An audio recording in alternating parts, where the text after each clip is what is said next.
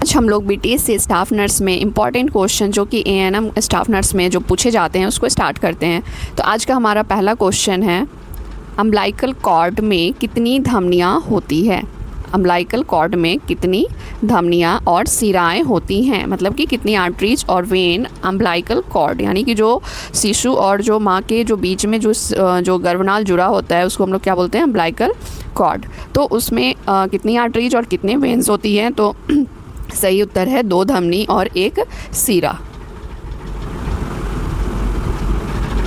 Next question है हमारा, नवजात शिशु को जन्म के समय कितने समय के अंदर ब्रेस्ट फीडिंग शुरू कर देना चाहिए। नवजात शिशु के जन्म के कितने समय के भीतर स्तनपान शुरू कर देना चाहिए, तो 1 घंटे के भीतर शिशु को स्तनपान शुरू कर देना चाहिए।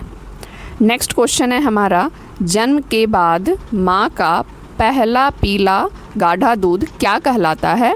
जो माँ का जो पहला गाढ़ा दूध होता है उसे हम लोग क्या कहते हैं, जो शिशु के लिए क्या है, आवश्यक है, तो उसको हम लोग कोलेस्ट्रम कहते हैं। क्या कहते हैं, कोलेस्ट्रम कहते हैं। नेक्स्ट क्वेश्चन है हमारा, ओरल रिहाइड्रेशन साल्ट यानी कि ORS एक पैकेट को कितने स्वच्छ पानी में घोला जाना चाहिए, मतलब पानी का जो लेवल है वो कितना होना चाहिए एक पैकेट ORS को घोलने के लिए, तो 1 लीटर। सही उत्तर है 1 लीटर। नेक्स्ट क्वेश्चन है हमारा, इम्यूनाइजेशन यानी कि टीकाकरण।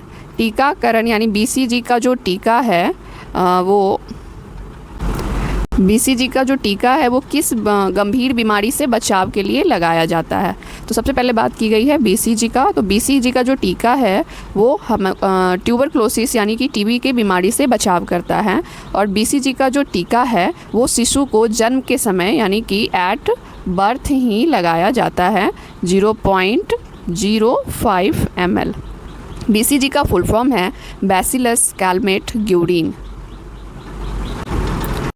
नेक्स्ट क्वेश्चन है, एंटीनेटल केयर यानी कि जो प्रसव पूर्व जांच के दौरान गर्भवती महिला को कम से कम कितनी बार जांच कराना अनिवार्य है।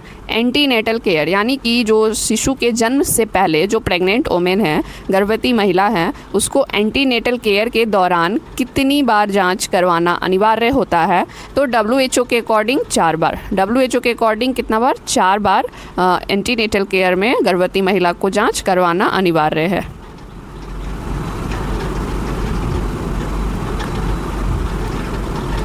राष्ट्रीय प्रतिरक्षण सारणी यानी कि जो नेशनल इम्यूनाइजेशन शेड्यूल के अनुसार पेंटावैलेंट का टीका किस उम्र में दिया जाता है।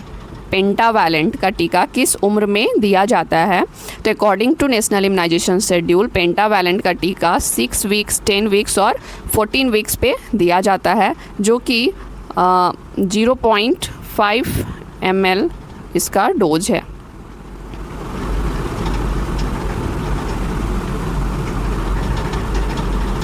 गर्भावस्था के दौरान सामान्यतः एक स्वस्थ महिला के वजन में कुल कितनी वृद्धि होती है। जब महिला प्रेग्नेंट होती है तो उस दौरान जो महिला का जो वजन बढ़ता है वो कुल कितनी वृद्धि होती है एक स्वस्थ महिला का, तो 11 से 12 किलोग्राम। कितना, 11 से 12 किलोग्राम। एक एडल्ट ह्यूमन बॉडी में हड्डियों की कुल संख्या कितनी होती है, तो एक नॉर्मल ह्यूमन बॉडी में एडल्ट ह्यूमन बॉडी में टोटल जो बोन है वो 206 होते हैं। कितने होते हैं, 206।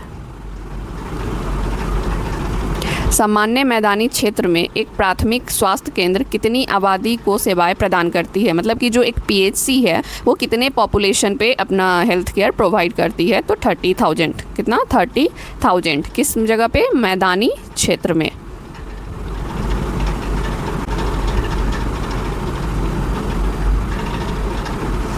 नाइट ब्लाइंडनेस किस विटामिन की कमी के कारण होता है, तो सही आंसर है विटामिन A।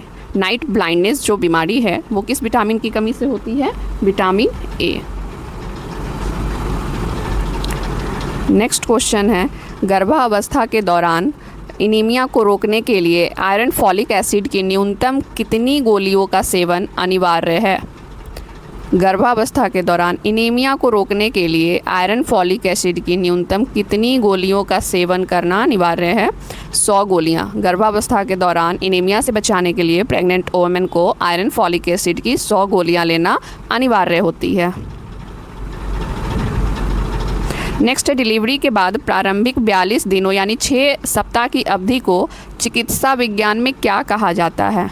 तो इसे हम प्यूरपेरियम कहते हैं। क्या कहते हैं? प्यूरपेरियम कहते हैं। डिलीवरी के बाद 6 सप्ताह तक की जो अवधि होती है उसे हम प्यूरपेरियम पीरियड कहते हैं।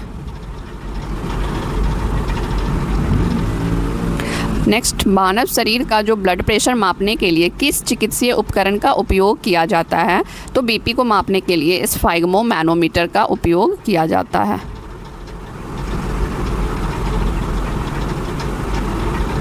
मानव शरीर में शुद्ध ऑक्सीजन युक्त ऑक्सीजनेटेड ब्लड को, यानी कि मानव शरीर में जो ऑक्सीजनेटेड ब्लड को फेफड़ों से हृदय तक कौन पहुंचाता है?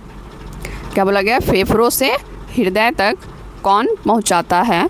तो पल्मोनरी वेन के माध्यम से ऑक्सीजनेटेड ब्लड फेफड़ों यानी लंग्स से वापस हार्ट तक आता है। कुएं और पीने के पानी के स्रोतों को कीटाणु रहित यानी कि डिसइंफेक्ट करने के लिए ब्लीचिंग पाउडर में कौन सा प्रमुख रसायन होता है? कौन सा प्रमुख रसायन होता है? तो क्लोरीन। वाटर को डिसइंफेक्ट यानी क्लीन करने के लिए जो केमिकल का यूज किया जाता है, जो सब्सटेंस का यूज किया जाता है, उसका नाम है क्लोरीन।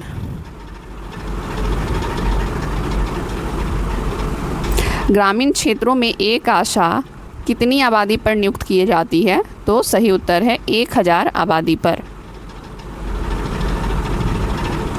डिप्थीरिया, काली खांसी यानी पर्ट्यूसिस और टेटनस से बचाव के लिए बच्चों को कौन सा त्रिसंयोजक टीका दिया जाता है?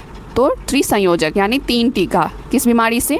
डीपीटी, डिप्थीरिया, पर्ट्यूसिस और टेटनस से बचाव के लिए बच्चों को डीपीटी का टीका दिया जाता है। D4 diphtheria, P4 pertussis, T4 tetanus. इन तीनों गंभीर बीमारी से बचाव के लिए बच्चों को डीपीटी का टीका दिया जाता है।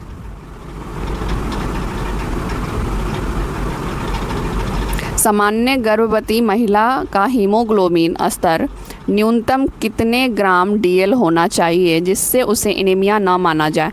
सामान्य मतलब एक नॉर्मल प्रेग्नेंट वुमेन का हीमोग्लोबिन कितना ग्राम DL होना चाहिए? तो एटलीस्ट 11 ग्राम DL एवब होना चाहिए, जिससे महिला को एनीमिया नहीं माना जाएगा। अगर उससे कम होगा तो मतलब कि महिला में कहीं ना कहीं एनीमिया है।